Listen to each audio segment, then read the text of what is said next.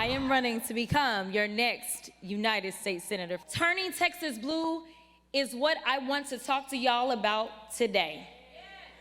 Now, there are those that say, ain't no way, we done tried it 50 kinds of ways. Let me be clear, y'all ain't never tried it the JC way. For all the haters in the back, listen up real loud. We gonna get this thing done. Woo, buckle up, Texas, and beyond with that one. This is what we will be seeing until November's midterm elections. Jasmine Crockett announcing her bid to flip a Texas Republican Senate blue, a seat there. And let's take a look now at what the JC way, as she says, because she, is using her initials, I guess, has looked like up to now. It is not a criminal violation to enter the country illegally. It's not a criminal. It's a crime. It's not a crime, which is why they're so frustrated. The mofo that resides in the White House has unilaterally, in my estimation, declared war. I hate the fact that Donald Trump became president. The orange orangutan, the Timu Hitler. Y'all know we got Governor Hot Wheels down there. Come on now. And the only thing hot about him is that he is a hot mess. If someone on this committee then starts talking about somebody's bleach blonde, bad built butch body, that would not be engaging in personalities, correct? A what now? Wow. So she's taken on the LGBT community, also being racist there. It's so confusing because there's so much to work with her. I mean, the JC way includes hate, profanity, and a loose relationship with the facts.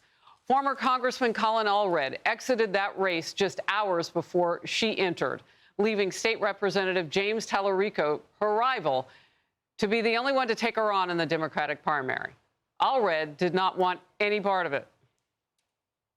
Going through a bruising primary, and in Texas we have a runoff, and we would certainly have a runoff in this case, was not in the best interest of the state or the party. I can just say that I'm friends with Jasmine. I've known her for some time, and I think it's important that we go into November with a unified party. Not a fan. Crockett is taking on Republican incumbent John Cornyn. His comment on her announcement. Quote, Jasmine Crockett does not represent the views of a majority of Texans. She is radical, theatrical, and ineffective. And former CNN analyst thinks Crockett's chances are slim. I'm not sure Texas is ready for a senator as liberal and as outspokenly liberal and as outspokenly anti-Trump as Jasmine Crockett is. I think she has a under 10% chance of winning the general election. And that's not what you want to hear if you're a Democrat. In focus now, Republican strategist Mahek Cook and Megan Hayes, former director of message planning under President Biden. Mahek, is this a gift to Republicans? Harris, it's a massive gift to Republicans. Look, the fact that Jasmine Crockett is now going to run, and make no mistake, she's probably going to win the Democrat primary. This is a gift for Republicans because we're going to see just how extreme the left is. In 31 years since 1994, no Democrat has been able to win statewide. And the fact that Jasmine Crockett has so much material out there in terms of how she views Texans, the fact that the #1 issue for Texas is border security, but she has called ICE and vilified them as slave labor. The fact that she wants to ensure that the entire state is going to allow for no cash bail. That means criminals will go in and go back out, no accountability. And the greater gift to us is her mouth, because she's going to continue to say things that Texans are turning away from. Do you know she's the third most left candidate in that Texas delegation? So this isn't what Texas wants. We're not going to be sending a TikTok reality star to represent the state of Texas. And I think this will be a massive impact in the midterms, because we're going to see people like Jasmine Crockett, AOC, and so many others, and their extremism, and it's going to repel other states like Ohio and the Midwest. Well, so I think this is a blessing in the midterms. You both heard me say, wow, when you said third most far left, Democrat in the state of Texas. You mean there are some who are farther right. So do you have concerns about your party at this point in the midterm elections, particularly in areas where these candidates are so much farther left than anybody even in your own party? No, I don't. I think that Texas is an interesting place. I've worked in a statewide. Can she win? that is meant to be seen. I think to win in Texas, you have to appeal to the moderates, and it's yet to be seen if her policies are going to appeal to the moderates. I haven't seen any policies from her yet since she just announced yesterday. It's going to be a tough road for a Democrat to win in Texas regardless.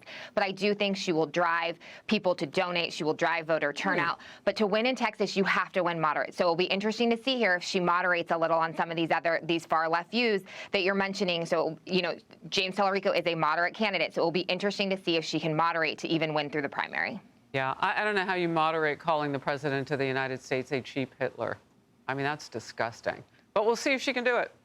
Axios with this headline, quote, Dems face a Tea Party-style revolt in Texas and beyond. And here's part of it.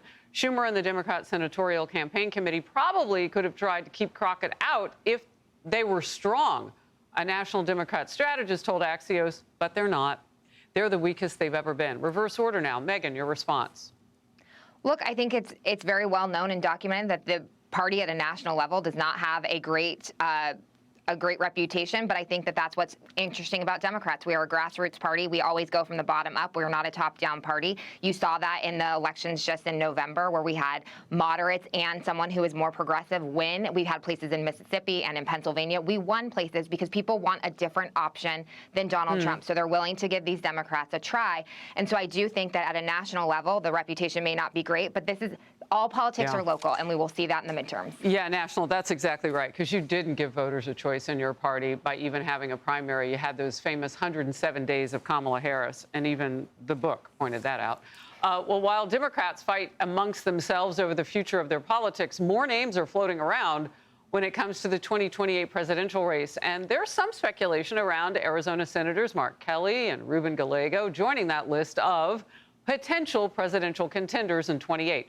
Governors Josh Shapiro, Andy Beshear, Gavin Newsom, former Vice President Kamala Harris, New York Congresswoman Alexandria Ocasio-Cortez. AOC, in fact, leads a new survey of young Democrat voters in a hypothetical 28 presidential primary. It shows her with a double digit over the former VP Kamala Harris. But this recent comment from former First Lady Michelle Obama would suggest she's actually not optimistic about AOC or Kamala Harris. As we saw in this past election, sadly, we ain't ready. That's why I'm like, don't even look at me about running, because you all are lying. You're not ready for a woman. You are not. So don't waste my time. And just this weekend, influential Democrat Congressman James Clyburn agreed. Michelle Obama is absolutely correct. If you look at the history, we demonstrated that we were not ready.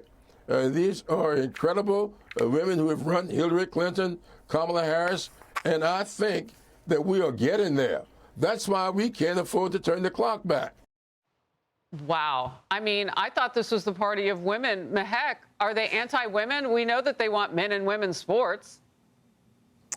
Harris, the Democrat Party is so out of touch, and they are anti-women. And bless his heart for saying that America isn't ready for women. Let me tell you something. 94% of Americans today, according to Gallup polling, is saying we're ready for a, and here's the operative word, qualified woman. And Democrats continue to fail that mark. You put Hillary Clinton up. She had the biggest national security scandal in history with classified emails using her private server. And then you have Kamala Harris, who had one job, which was to secure the border, and she continued to mishandle it, telling us the border was secure, complicit. And again, the massive scandal, an auto pen scandal and a shadow government running the American system. So when we talk about who's ready and what's next, it's about competence today. We're tired of Democrats telling us it's a female issue. Americans are ready, but we need a qualified, competent women at the top of the ticket. Republican or Democrat, people will give them a shot. So it's not the female card, and they're continuing to gaslight the American people. Either it's racist or it's the female card, and Americans are tired of that. There's so many women like me and others that are entering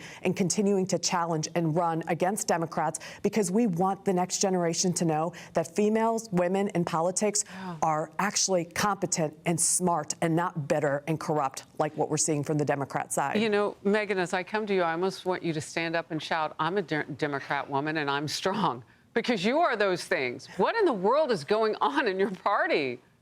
Yeah, it's interesting because 2 women just won on the Democratic side for governor. So, there are I guess they don't count women. them. There are qualified women out there to run. I just, maybe they haven't seen that for president yet, or the timing wasn't right. So I don't want to disqualify all women here that they can't run, or Democrats are anti-women, because that clearly is not the case with just happened in those governor's races. So I think that people are looking for change. I think it'll be interesting to see. We have a long ways until 28. Yeah. I think there are many people that could enter the race. I think the midterms are important, and we need to focus on the economy. Are you offended when you hear top high-profile people, that high up, a first lady, 2 terms with her husband in the White House, say that women can't win?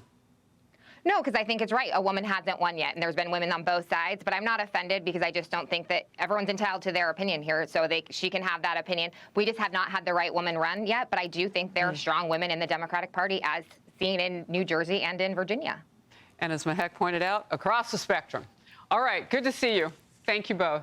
Click here to subscribe to the Fox News YouTube page to catch our hottest interviews and most compelling analysis. You won't get it anywhere else.